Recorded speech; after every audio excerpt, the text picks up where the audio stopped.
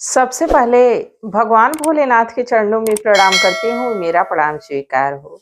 आदिशक्ति माँ भवानी गौरा के चरणों में प्रणाम करती हूँ, मेरा प्रणाम स्वीकार हो।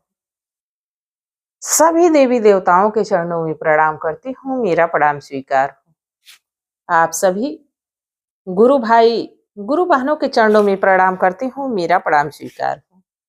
गुरु भाई गुरु बहनों, आप लोगों के साथ से, आप लोगों के सपोर्ट से महादेव की कथा और शिव शिष्यों तक पहुंचती है।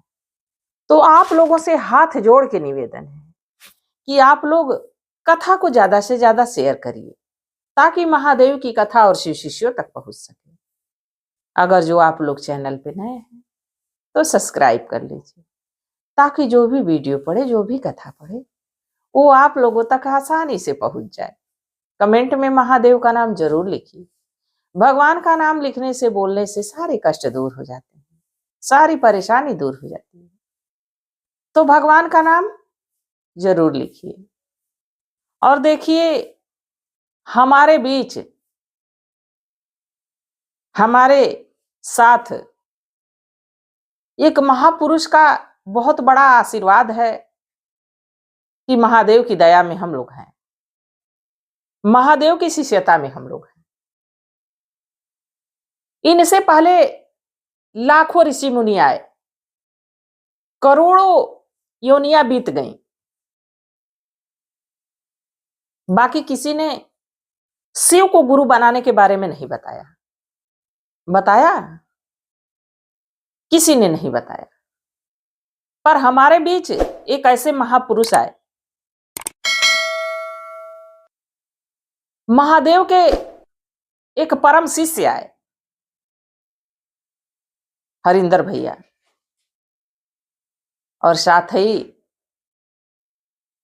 उनकी धर्म पत्नी नीलम दीदी।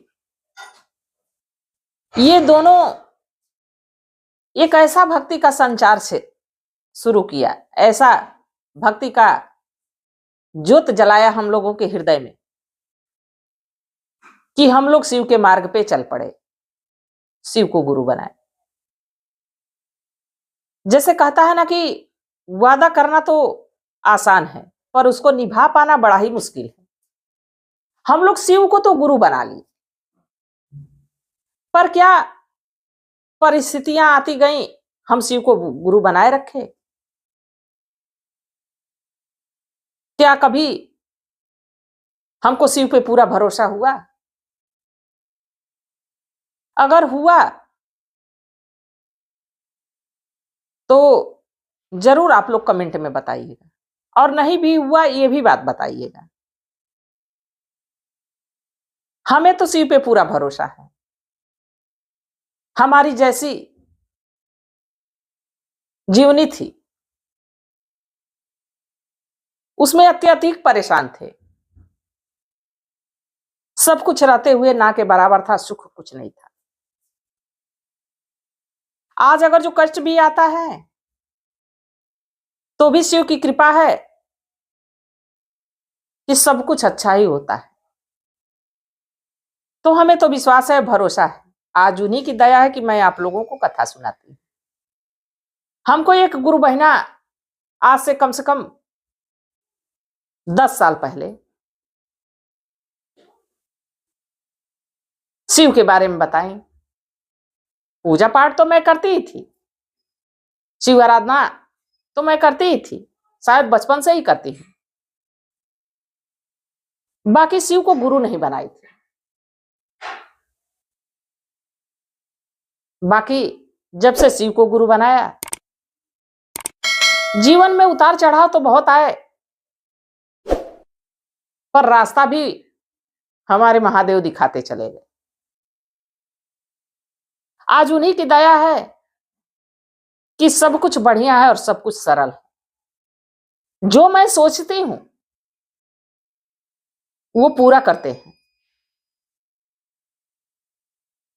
देखिए, भगवान कहते हैं कि तू करता वही है जो तू चाहता है, फिर करता वही हूं जो मैं चाहता हूं। भगवान कहते हैं कि तू करता वही है जो तू चाहता है, फिर करता वही हूं जो मैं चाहता हूं। तो तू कर वही जो मैं चाहता हूं, फिर होगा वही जो तू चाहता है। जब भगवान के हिसाब से हम चलेंगे तो जो हम चाहते हैं वो भगवान भले देर सही वह पूरा जरूर होगा, और किसी न किसी के जरिए ही होगा। भगवान स्वयं नहीं आते हैं तो क्या अपने बंदों की मदद नहीं करते हैं? वो तुरंत करते हैं। बस एक फर्क है हमारे समझने का। ये बताइए, हम कहते हैं भगवान हमको दिए क्या है? भले झोपड़ी ही है, हमारे पास खाने का अभाव है, धन का अभाव है, हम कहते हैं हमको भगवान कुछ नहीं दिए। अरे भगवान तो आपको वो दिए हैं जो आप कभी सोच ही नहीं पाए। इतनी सुंदर शरीर दिए, हाथ दिए, पैर दिए, आंखें दिए, नाक दिए, कान दिए, मुख दिए, पैर दिए, इतनी सजा धजा के शरीर दिए, और आप कहते भगवान कुछ दिए ही नहीं। भगवान तो वो बहुमूल्य, अपने कोटे का वो बहुमूल्य रत्न इस पृथ्वी पे भेजा है, उसका हम उपयोग कहां कर रहे हैं? इस शरीर का उपयोग हम कर कहां रहे हैं? अच्छे कर्मों में कर रहे हैं, बुरे कर्मों में कर रहे हैं? कहां कर रहे हैं? जब हम कर्म अच्छा करेंगे तो फल भी अच्छा मिलेगा, और जब हम कर्म ही खराब करेंगे तो अच्छे फल की अपेक्षा क्यों लगा रखे हैं? पाप पुण्य, जैसे हजारों गाय में बछड़ा अपनी मां को ढूंढ ही लेता है, वैसे ही हमारे पाप हैं। हम पाप करके कितना हूं छिपते रहे, एक ना एक दिन पाप हमारा खोज ही लेगा। वैसे ही पुण्य भी है, हम पुण्य किए और भूल गए तो एक ना एक दिन वो पुण्य खोज के हमको हमारे पुण्य का फल जरूर मिलेगा। बाकी हम समझ नहीं पाते हैं और भगवान को कोसते रहते। बाकी शिव शिष्यता में रहते हुए ये सारी बातें समझ में आती है। शिव चर्चा में जाइए, ढेर सारी गुरु बहिना रहती हैं, ढेर सारे गुरु भाई रहते हैं, सबकी कुछ ना कुछ समस्या रहती है, पर हाँ, उस समस्या का निवारण भी उसी शिव चर्चा में ही हो जाता है, क्योंकि वहां सभी लोग गुरु से अपनी दया मांगने, गुरु को मनाने के लिए इकट्ठा हुए रहते हैं, गुरु की बात को बताने के लिए इकट्ठा हुए रहते हैं। संगोष्ठियां होती हैं, बड़ी बड़ी छोटी छोटी संगोष्ठियां होती हैं, लोग एकत्र होते हैं, और वहीं सबके समस्याओं का हल हो जाता है। इसलिए कि जब तक हम लोगों से जानेंगे नहीं, लोगों को ये हम बता नहीं पाएंगे कि शिव हमारे गुरु हैं, तब तक ये सब कार्य असंभव है। और जब हम शिव को अपना गुरु बना लिए, परिवार का एक हिस्सा बना लिए, उनके बारे में भी सोचना शुरू कर दिए, तो हमारे बारे में आप रूप सोचेंगे, क्योंकि हम उनके बारे में सोच रहे हैं। ये बताइए, अपने बेटे के बारे में गुरु बहिना आप लोग कितना सोचते हैं? बेटा घर से बाहर चला गया, ध्यान उसी पे रहेगा, खाया होगा कि नहीं खाया होगा, ये काम उसका हुआ कि नहीं हुआ, लगा रहता है। पर क्या कभी शिव के बारे में ऐसा आया ख्याल कि हमारे शिव भूखे होंगे, हमने आज भोग देर से लगाया, आज भगवान को रूखा सूखा ही भोग लगा दिया, भगवान का पेट भरा होगा कि नहीं? कभी इस बात का विचार चिंतन किया अपन लोगों ने? आज एक ऐसे ही फक्कड़ भक्त की मैं कथा सुनाती हूं। भक्त मथुरा का रहने वाला था, भगवान की चिंतन किया करता था, संत था। वो शादी विवाह नहीं किए, भगवान का चिंतन किया करते थे, भिक्षा मांग के खाते थे और भगवान का चिंतन किया करते थे। लोग उन पे हंसते थे। देखिए, भगवान के भक्तों पे हंसना नहीं चाहिए। और लोग हंसते क्यों थे? अरे बड़ा आया पुजारी बनने, खाने का ठिकाना है नहीं, रहने का ठिकाना है नहीं, पुजारी बनता है। और ये बहुत बड़ी बात मैं नहीं बोल रही हूं, ये घर में भी हो जाता है। अगर जो पूरे घर में आप पूजा कर रही हो और पूरे घर वाले पूजा नहीं कर रहे हो, आप पे कोई संकट आ जाए तो पहले आपको कोसेंगे बड़ी पुजारिन बनती है, क्यों नहीं भगवान उनकी मदद कर दे रहे हैं। अरे जितना ही पूजा पाठ करती उतना ही परेशान रहती। घर के लोग पहले कहते हैं, तो भगवान के भक्तों को छेड़ना नहीं चाहिए, भगवान के भक्तों को परेशान नहीं करना चाहिए। तो जो महात्मा जी थे वो भिक्षा मांग के खाते थे और भगवान का चिंतन किया करते थे, भगवान को याद किया करते थे। एक दिन कुछ संतों की मंडली आई और उसी रास्ते से जा रही थी, महात्मा जी को जान रही थी। महात्मा जी से कही कि अरे यहीं घंटा हिलाते रहोगे, हम लोग जा रहे हैं काशी विश्वनाथ नगरी, बाबा की नगरी। काशी का नाम लो तो भगवान भोलेनाथ का याद ध्यान अपने आप आ जाएगा। महात्मा लोग कहे कि अरे गुरु भाई, ऐसे बैठे बैठे घंटा हिलाते रहोगे, हम लोग जा रहे हैं काशी नगरी, बाबा भोलेनाथ की नगरी। वहां सुने हैं रामनगर में बड़ा ही सुंदर रामलीला हो रहा है, हम लोग उस रामलीला की झांकी देखने जा रहे हैं और समय मिलेगा तो भगवान के दर्शन भी कर लेंगे, क्या तुम भी चलोगे? उन्होंने कहा कि हाँ मैं भी तो चलना चाहता हूं। तो वो लोग कहे ऐसा है कि अभी तो तुम धूमी रमाए हो, यहीं बैठे रहो, हम लोग सुबह सुबह यमुना के किनारे मिल जाएंगे, वहीं पे आ जाना और चल के ट्रेन पकड़ लिया जाएगा काशी के लिए। महात्मा जी से कह के महात्मा जी लोग आगे चले गए।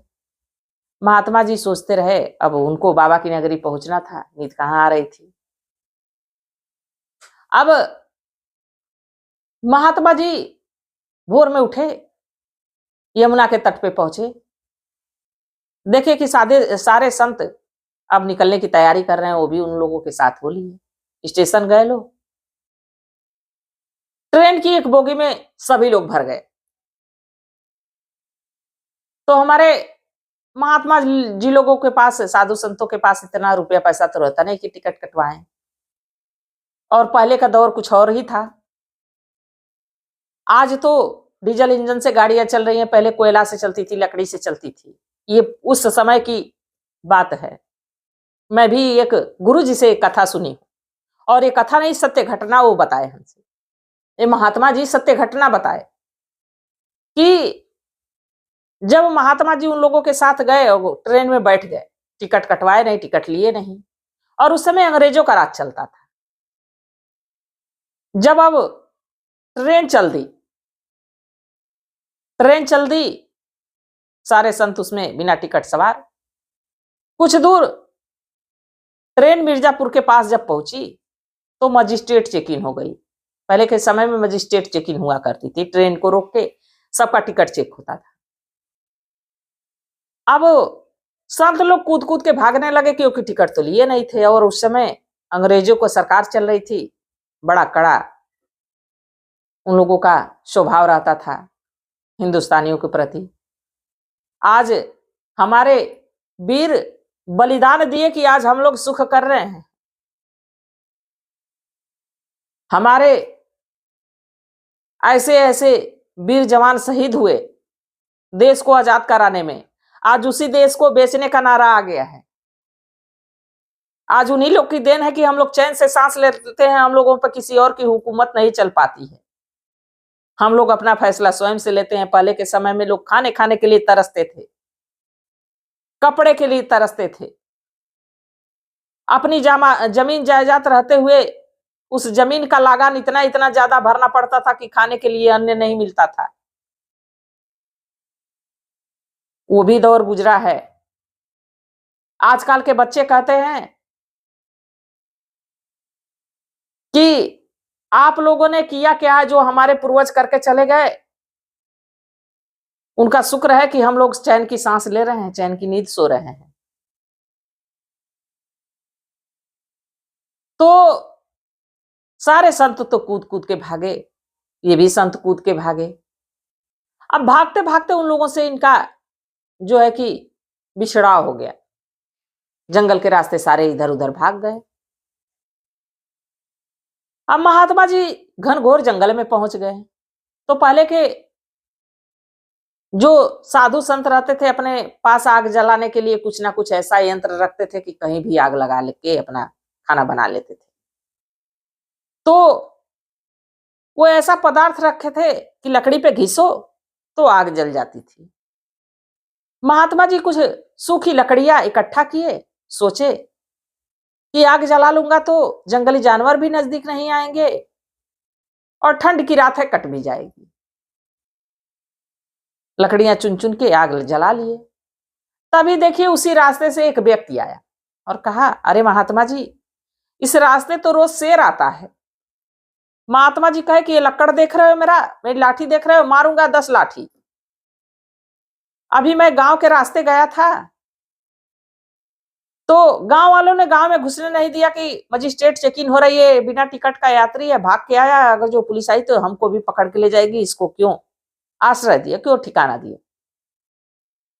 और यहां आए तो तुम कह रहे हो कि शेर आ जाएगा, गजब, भाग जाओ नहीं तो बहुत मार मारेंगे। अब वो व्यक्ति वहां से चला गया। अब महात्मा जी वहां बैठ तो गए, अंधेरा जब हुआ तो उनको शेर का डर अब सताने लगा। लगे भगवान का चिंतन करने, भगवान को याद करने। पेट में अन्न का दाना नहीं, न एक बूंद पानी, भूखे प्यासे।